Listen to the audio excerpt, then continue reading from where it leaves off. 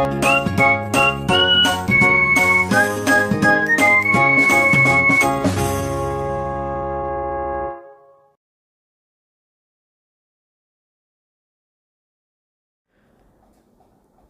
Number 7 architectural ഡിസൈനിങ്ങിലെ അടുത്തതായിട്ട് നമ്മൾ discuss ചെയ്യാൻ പോകുന്നത് ഡിസൈൻ ബ്രീഫ് എന്ന് പറയുന്ന ഒരു പ്രോസസ്സാണ്.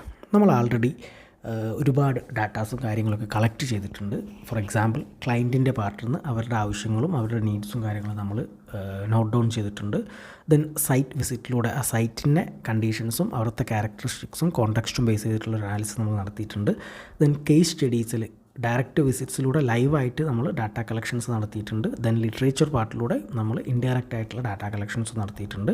And finally rules and regulation സ്റ്റഡിയിലൂടെയും നമ്മൾ ഡാറ്റാസ് കളക്ട് ചെയ്തിട്ടുണ്ട്. അങ്ങനെ 5 ഡാറ്റാസ് നമുക്ക് കറൻ്റ്ലി നമ്മുടെ കയ്യിലുണ്ട്. ഒന്നുകൂടെ പറയാം. ഫസ്റ്റ് ഓഫ് ഓൾ ക്ലയൻറ്റിൻ്റെ കയ്യിൽ നിന്നും കിട്ടിയിട്ടുള്ള requirements and details. Second one site അനാലിസിസിലൂടെ കിട്ടിയിട്ടുള്ള ഡീറ്റെയിൽസ്.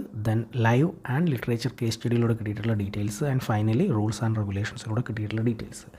ഈ കണ്ടൻറ്റും അല്ലെങ്കിൽ ഈ ഡാറ്റാസും വെച്ചിട്ട് നമ്മളൊരു ഫൈനൽ ഡോക്യുമെൻ്റ് അല്ലെങ്കിൽ ഒരു പ്രസൻറ്റേഷൻ മേക്ക് ചെയ്യുന്ന ഒരു പ്രൊസീജിയറിനെയാണ് ഡിസൈൻ ബ്രീഫ് എന്ന് പറയുന്നത്. അതായത് പ്രൊജക്ട്സിൻ്റെ എക്സാക്റ്റ് റിക്വയർമെൻറ്റ്സും ഗോൾസും കൺസ്ട്രെയിൻസും എന്തൊക്കെയാണ് എന്നുള്ളൊരു ഡോക്യുമെൻറ്റേഷൻ അല്ലെങ്കിൽ പ്രസൻറ്റേഷൻ പ്രിപ്പറേഷനെയാണ് ഡിസൈൻ ബ്രീഫിംഗ് എന്ന് പറയുന്നത്. ഒന്നും കൂടെ നമുക്കതിനെ എക്സ്പ്ലെയിൻ ചെയ്യുകയാണെങ്കിൽ it provides A clear direction for the design team, ensures everyone involve in the project is on the same page.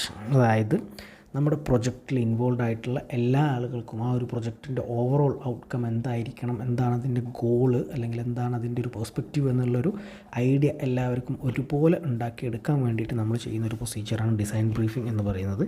Finalising the exact constraints that we are desired to include in the project considering the previously performed stages.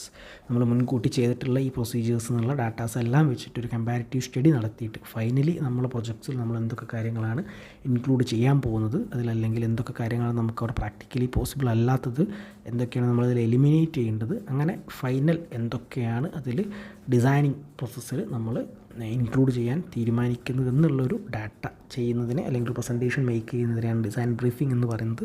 ഞാൻ നേരത്തെ പറഞ്ഞ പോലെ ഈ മുൻ പറഞ്ഞിട്ടുള്ള ഓരോ സ്റ്റേജസും ഒരു person തന്നെ ആയിരിക്കണം നടത്തുന്നത് എന്ന് ഉറപ്പില്ല. പലരും അല്ലെങ്കിൽ പല ടീമും ആയിരിക്കാം ഒരു പ്രൊജക്ട്സിൽ ഇൻവോൾവ് ആവുന്നത്. വലിയ സ്കെയിലുള്ള പ്രൊജക്ട്സൊക്കെ ആണെങ്കിൽ ഒരുപാട് ഡിപ്പാർട്ട്മെൻറ്റ്സ് ഇതിൻ്റെ കൊളാബ് ചെയ്തിട്ടുണ്ടായിരിക്കും. അപ്പോൾ അത്തരത്തിൽ പല ഡിപ്പാർട്ട്മെൻറ്റ് അല്ലെങ്കിൽ പല ഇൻഡിവിജ്വൽസ് ചെയ്തിട്ടുള്ള ഡാറ്റാസുകൾ കളക്ട് ചെയ്ത് അതിൽ നിന്നൊരു ഫൈനൽ ഡ്രാഫ്റ്റ് കണ്ടൻറ്റ് എന്താണ് നമ്മുടെ പ്രൊജക്റ്റിൽ നമ്മൾ ചെയ്യാൻ പോകുന്നത് എന്നുള്ളത് മേക്ക് ചെയ്യുന്ന ആ ഒരു പ്രൊസീജിയറിനാണ് ഡിസൈൻ ബ്രീഫിംഗ് എന്ന് പറയുന്നത്. ഈ ഒരു ഫൈനൽ ഡാറ്റ നമ്മൾ ഉണ്ടാക്കുന്ന സമയത്ത് നമുക്കതിൽ ക്ലയൻറ്റിൻ്റെ പാർട്ടിൽ നിന്നുള്ള ഡീറ്റെയിൽസ്, സൈറ്റ് അനാലിസിസ് എന്നുള്ള ഡീറ്റെയിൽസ്, കേസ് സ്റ്റഡീസ് എന്നുള്ള details and rules and regulation study എന്നുള്ള ഡീറ്റെയിൽസ് നമ്മൾ ആൾറെഡി പറഞ്ഞു.